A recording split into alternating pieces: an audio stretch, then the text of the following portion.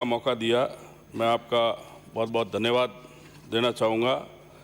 अभिभाषण के बिंदु संख्या 3 में कहा गया है समृद्ध और विकसित राजस्थान नवनिर्माण की बात कही गई है।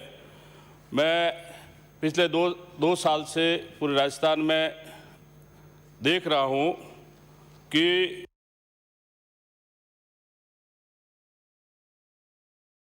पिछली सरकार थी और उस सरकार के समय में जो काम किए गए थे उनके उद्घाटन में ही ये सरकार अभी 2 साल का समय निकाल रही है।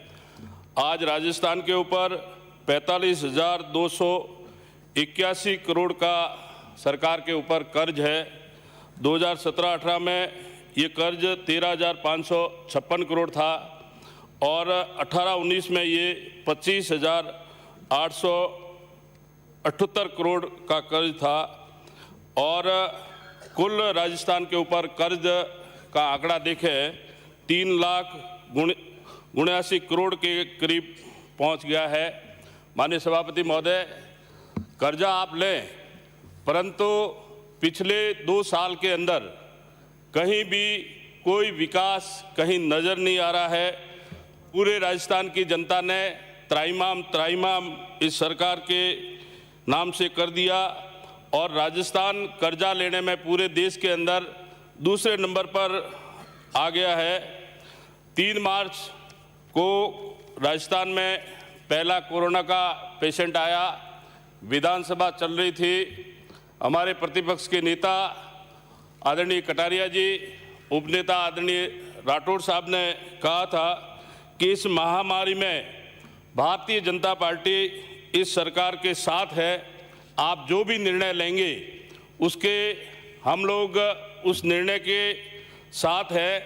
परंतु मुझे कहते हुए दुख है, लॉकडाउन के बाद में जो हमारे प्रवासी भाई थे उनको यहाँ लाने में सरकार ने भारी मजाक बनाई। जनप्रतिनिधियों ने दबाव बनाया कि प्रवासी बाहर दुखी है, खाने की होटलें बंद है, सारा व्यवसाय बंद है और जो नौकरी करते थे उनके पास पैसा भी खत्म हो गया है। तो सरकार ने एक आनन फानन में आदेश निकाला कि जो भी प्रवासी बाहर रह रहा है वो इस नंबर पर रजिस्ट्रेशन कराए। मुझे कहते हुए बहुत दुख है, जो नंबर हेल्पलाइन नंबर दिया गया था वो नंबर 2 दिन तक बिजी चल रहा था और सरकार ने अलग अलग राज्यों के लिए, चाहे हमारे आईएएस हो, आईपीएस हो, उनको एक कोऑर्डिनेटर नियुक्त किया और मुझे कहते हुए दुख है कि वो जो कोऑर्डिनेटर अधिकारी थे उनके या तो फ़ोन बंद थे या वो फ़ोन उठाते नहीं थे। और मैं सरकार से पूछना चाहता हूं कि उत्तर प्रदेश के लिए आपने 1000 बसों की व्यवस्था की गई। राजस्थान के प्रवासी भाई महाराष्ट्र में भी रहते हैं, गुजरात में रहते हैं, आंध्र प्रदेश, तमिलनाडु,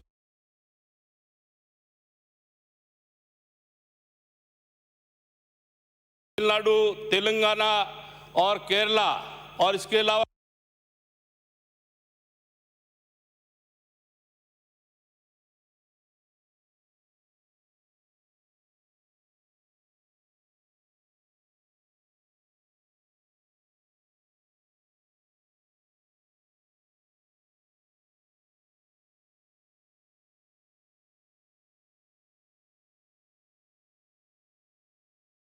कई राज्यों में रहते हैं। उन प्रवासियों के साथ में आपने ऐसा मजाक क्यों किया? मेरा मानना है कि ये सरकार जानती है कि प्रवासी बंधु जो भी बाहर अपना व्यवसाय करते हैं वो हमारा वोट बैंक नहीं है और प्रवासियों की दुख दर्द हमने अपने नज़रों के सामने झेला है। इस सरकार ने कोरोना में एक नारा दिया कि कोई भूखा नहीं सोएगा। मैं सदन के माध्यम से पूछना चाहता हूं कि इस सरकार ने कोरोना में कितने राशन के किट बांटे।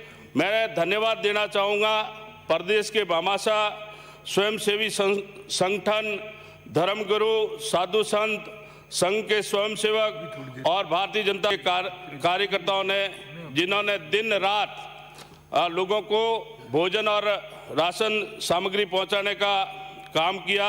मैं धन्यवाद देना चाहूँगा केंद्र की सरकार को, जिसने देश के 80 करोड़ लोगों को नवंबर 2020 तक 5 किलो गेहूं और 1 किलो दाल और उसके साथ साथ में 500 रुपये प्रति माह देने का केंद्र सरकार ने निर्णय लिया।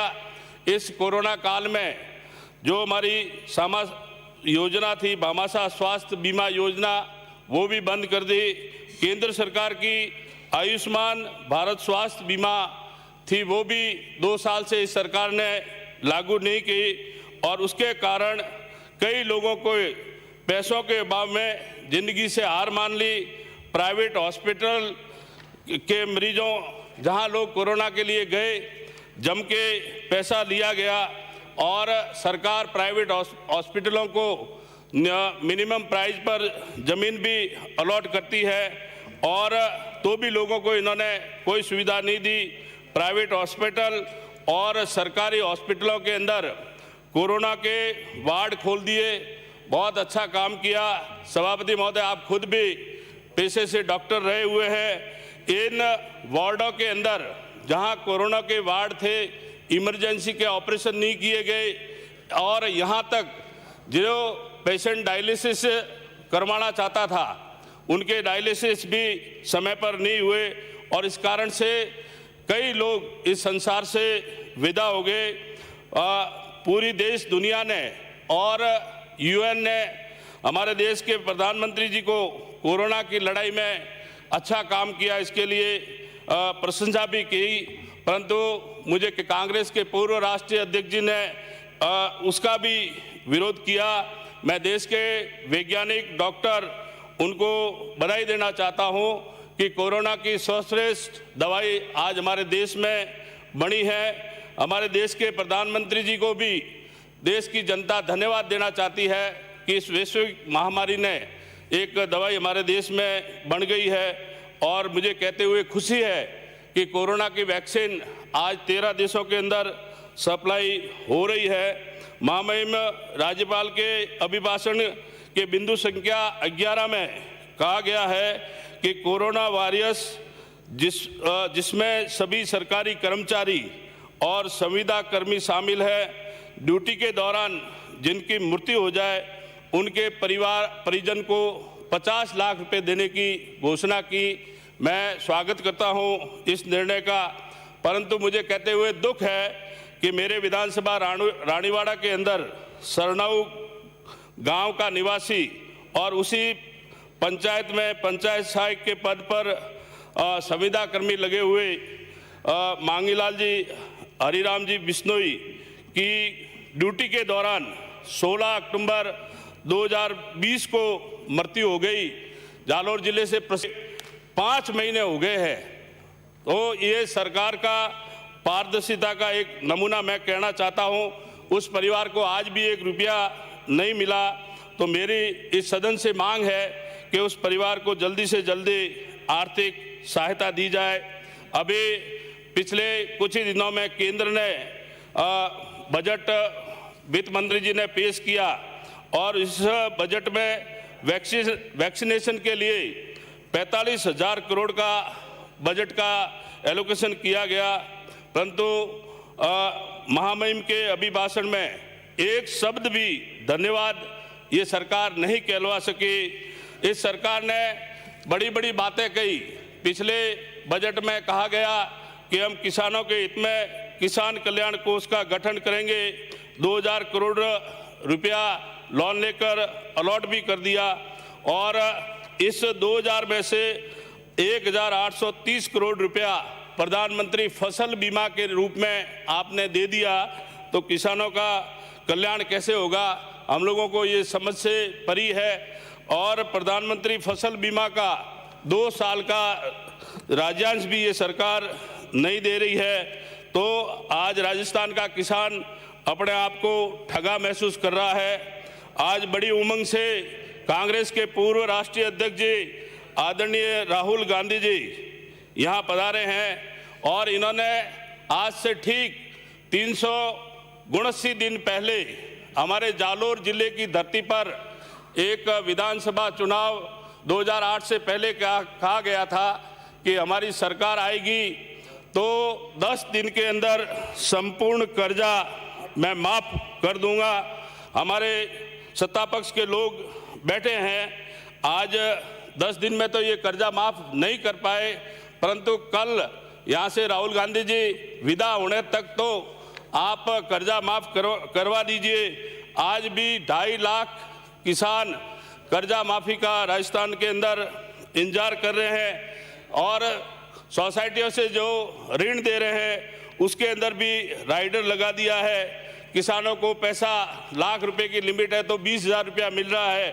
और पिछले विधानसभा के अंदर मैंने सहकारी मंत्री जी को ध्यान दिलाया था कि जो डिफॉल्टर किसान हैं, हालांकि कांग्रेस की कथनी करनी में भारी फर्क है। जब आपने किसानों का संपूर्ण ऋण माफ कर दिया तो डिफॉल्टर कहा, तो मंत्री जी ने आनन फानन में आदेश निकाला कि हम डिफॉल्टर को भी लोन देंगे। मुझे कहते हुए दुख है कि आज भी इनकी कोऑपरेटिव सोसाइटी के कंप्यूटर पे डिफॉल्टर ही बताया जा रहा है। और मैं आप लोगों से माननीय सभापति महोदय कहना चाहूँगा, पंचायत राज के साथ में इस सरकार ने भारी खिलवाड़ किया गया है।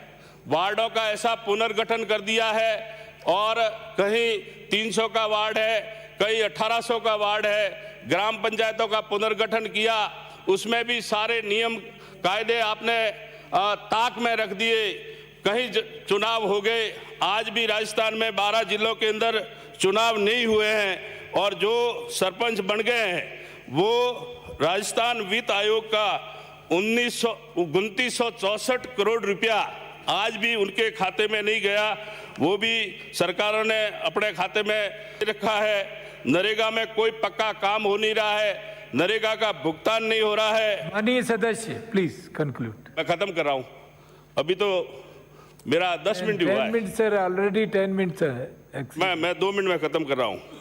और सरकार ने 16 जिलों के अंदर दिन में बिजली देने की बात की गई थी, परंतु ये घोषणा ही है। इन 16 जिलों में जालोर का भी नाम था, परंतु दिन में बिजली दी नहीं जा रही है। 833 रुपये की सब्सिडी खत्म कर दी है।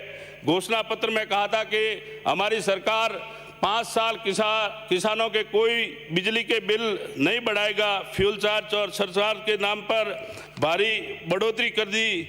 और आज केंद्र सरकार की जो जल जीवन मिशन है उसमें भी राज्यांश नहीं मिलने के कारण सारा काम ठप पड़ा है। माननीय सभापति महोदय, मेरे यहाँ की कुछ मांगे हैं, वो बात कह के मैं मेरी ख़त्म करूँगा। रानीवाड़ा के अंदर, जसवंतपुरा के अंदर ITI खोली थी, आज उस बात को 3 साल हो गया। मैंने पिछली बार ध्यानाकर्षण भी लगाया, मंत्री महोदय ने कहा कि इसको जल्दी से चालू कर देंगे, परंतु आज भी वो बंद है।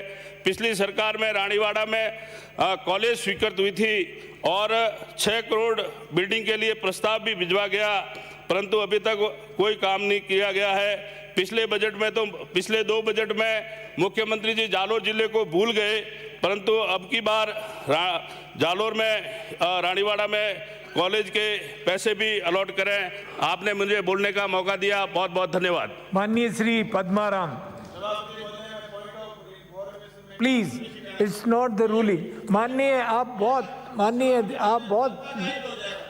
अच्छे वक्ता हैं, लेकिन ये डिसिप्लिन है। मेरे विधानसभा क्षेत्र का रेगुलेशन आज हरियाणा से शुरू हो रहा है। हरियाणा ने दादागिरी करके हमारी नहर बंद करने का प्रोग्राम बना लिया। हमारे किसानों की फसल चढ़ जाएगी। मैं सरकार